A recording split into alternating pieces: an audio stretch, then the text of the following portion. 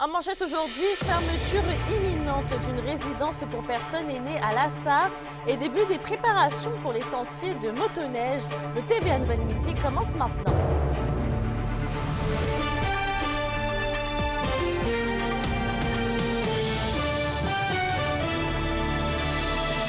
Bonjour tout le monde et bienvenue parmi nous. L'incertitude plane sur une douzaine de personnes âgées résidentes de la maison Andrea qui est située à Lassar. La résidence fermera définitivement ses portes en mars prochain. Le cœur brisé, la propriétaire que vous voyez à l'écran, Caroline Girard, déplore le manque de soutien financier de la part du gouvernement et estime que c'est entre autres l'augmentation du coût de la vie qui la pousse à devoir mettre la clé sous la porte.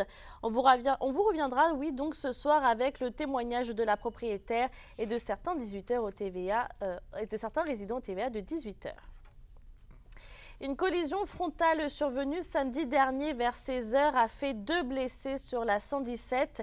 Selon la Sûreté du Québec, les 2 conducteurs ont été conduits au centre hospitalier d'Amos et on ne craint pas pour leur vie. L'accident a eu lieu dans une courbe au kilomètre 572 près de Cadillac. La route 117 a été fermée pendant plusieurs heures pour la sécurité des citoyens. Et avec la bordée de neige qui est tombée en fin de semaine, la préparation des sentiers de motoneige a pu débuter. Des opérations de surfaçage vont d'ailleurs se dérouler toute la semaine. Et d'après les dernières mises à jour du club motoneige Val-d'Or, 3 sentiers sont désormais complètement accessibles. Du côté de Rouyn-Noranda et du Témiscamingue, des équipes entament les derniers préparatifs. Notre journaliste Kémilia La Liberté sera en mesure de faire le point sur les conditions des sentiers de motoneige dans la région ce soir au bulletin. Et on reste dans le même sujet, la Fédération des clubs de motoneigistes du Québec rappelle que la Semaine internationale de la sécurité à motoneige est en cours et ce jusqu'au 21 janvier.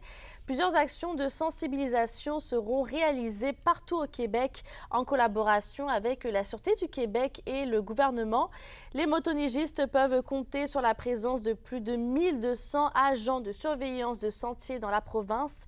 Quelques exemples de précautions à prendre sont de circuler dans les sentiers balisés, éviter les plans d'eau et surtout ne jamais partir tout seul. Toujours à Rouyn-Noranda, le nouveau refuge d'urgence pour les personnes en situation d'itinérance a ouvert ses portes la fin de semaine dernière au centre-ville. Cette nouvelle installation sur la rue Perrault-Est dans les anciens locaux du Tigre Géant a près de 25 lits ainsi que 3 douches et 3 salles d'eau. Et selon la directrice générale de la Maison du Soleil Levant, 11 personnes ont eu un lit où dormir pour la nuit de vendredi. Les commentaires jusqu'à présent sont très positifs. Les gens étaient très, réceptifs, là. En fait, il y a eu des gens qui sont allés coucher aussi. C'était intéressant, là. Pour les autres jours de la fin de semaine, là, je suis pas au courant encore du bilan, là. On va faire un petit bilan à la fin de la semaine, là. Mais, c'est sûr que pour une première journée, 11 personnes, c'est parfait. C'est sûr que le but, c'est pas de remplir nos lits, hein. Le but, c'est de pouvoir accueillir les gens puis qu'il y ait assez de place pour tout le monde. Mais quand même, c'est 11 personnes qui avaient des besoins puis qui sont venus, en fait que le message, c'est passé, là.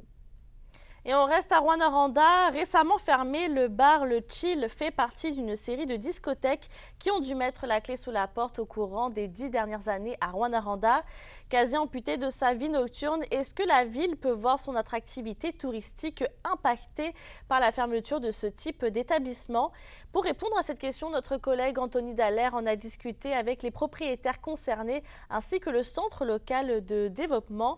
En attente de son compte rendu au bulletin de ce soir, voici quelques extraits. Le nightlife ou les activités nocturnes sont quand même un peu différentes du temps. Sinon, on aurait probablement de nombreux endroits comme ceux-là. Mais d'en avoir quand même dans une communauté, c'est important. Les gens veulent sortir, les gens veulent... Il faut juste trouver le moyen de les emmener chez nous. C'est encore plus de travail dans un métier qui est déjà pas payant et difficile. La question du jour TVA, une présentation de Mobilier Bélan qui vous offre depuis plus de 50 ans un service de qualité et un grand choix de matelas, mobilier, électro au prix compétitif que vous recherchez. À la question du jour, on vous demande, êtes-vous satisfait de l'offre de bars et discothèques dans la région? Pour voter et commenter, rendez-vous au tva-abitibi.ca.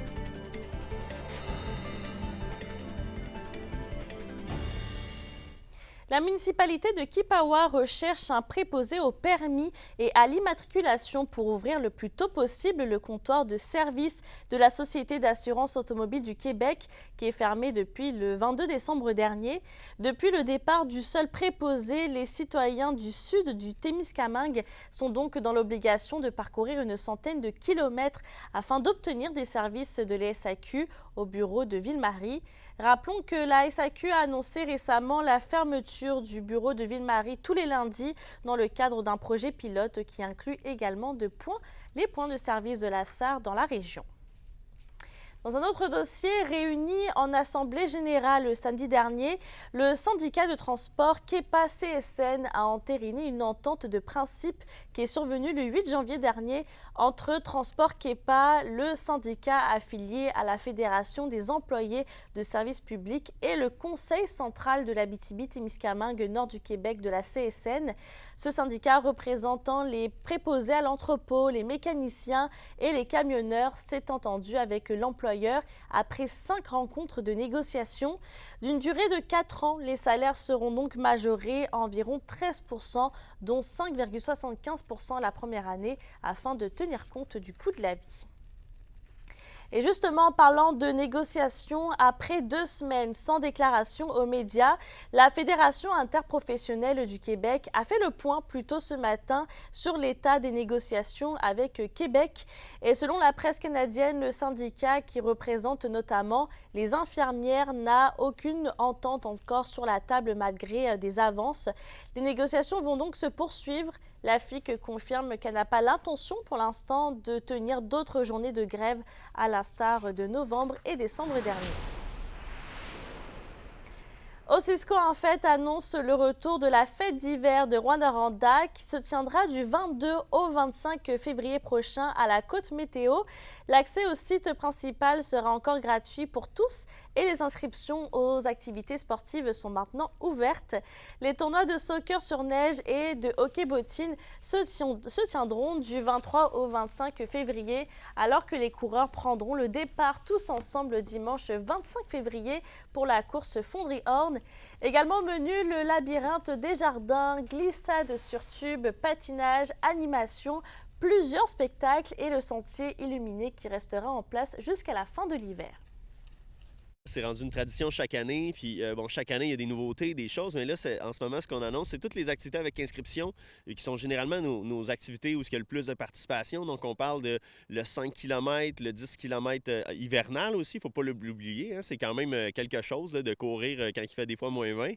Ça prend du courage. On annonce aussi nos tournois de hockey sur neige, nos tournois de soccer sur neige, l'ouverture de notre sentier illuminé, qui est là la semaine prochaine aussi, qui est extra fête d'hiver, qui va durer plus longtemps cette année.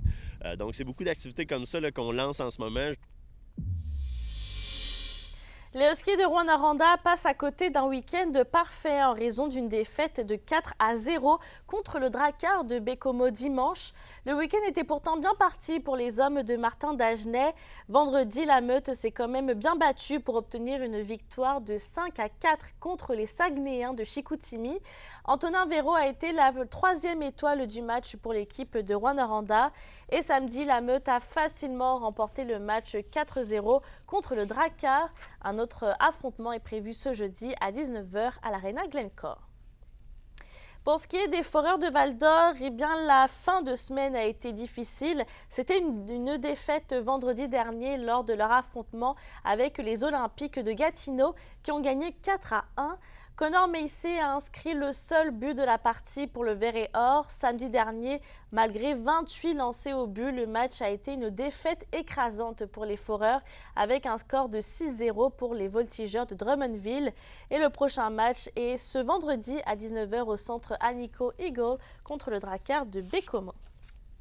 On se tourne dans une autre discipline. Une équipe de curling abitibienne a gagné le tournoi Senior Femmes à Trois-Rivières hier. L'équipe Haynes l'a remporté 7-1 au 7e bout contre l'équipe Trudel de Trois-Rivières. La formation Trudel a trouvé une façon de battre la formation Haynes en ronde préliminaire, mais les Abitibiennes ont eu le dernier mot en gagnant la grande finale. Les Abitibiennes vont donc aller à Baie-Comeau pour le championnat provincial senior féminin du 9 au 17 mars prochain. Dans les arts martiaux maintenant, 2 karatékas de l'école Roi-Noranda Wadokai et 2 de l'école Hajime de Malartic se démarquent durant la compétition de première sélection au centre Claude Robillard à Montréal hier. Ce championnat regroupe les meilleurs athlètes du Québec et pour le club Wadokai, Alexandre Santarno a reçu la médaille d'or chez les ceintures noires élites combat dans la catégorie des 18 ans et plus de moins de 84 kilos. Félix Parker, ceinture brune, a remporté de son côté la médaille d'argent dans la catégorie 12-13 ans élite de combat chez les moins de 55 kilos. Et pour ce qui est du club Hajime, Thierry et Théo ont récolté respectivement la médaille d'or et de bronze dans les catégories 14-15 ans des moins de 70 kilos et 12-13 élites des 55 kilos et plus. Pour une nouvelle importante à nous communiquer, contactez-nous nouvelles au pluriel à commercial-rncmedia.ca par téléphone 1-866-463-4636 et notre site web tvaabitibi.ca.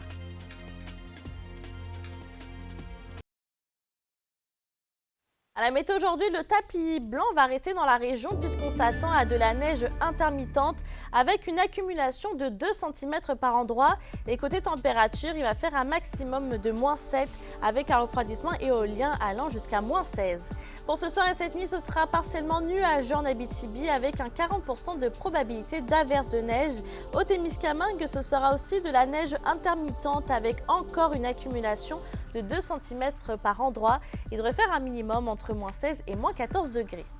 Merci d'avoir été avec nous ce midi. N'oubliez pas qu'on est sur YouTube et XTVA Abitibi-Témiscamingue si vous voulez aller voir ou revoir les reportages et bulletins de nouvelles. Merci à vous, bonne journée et à tout à l'heure.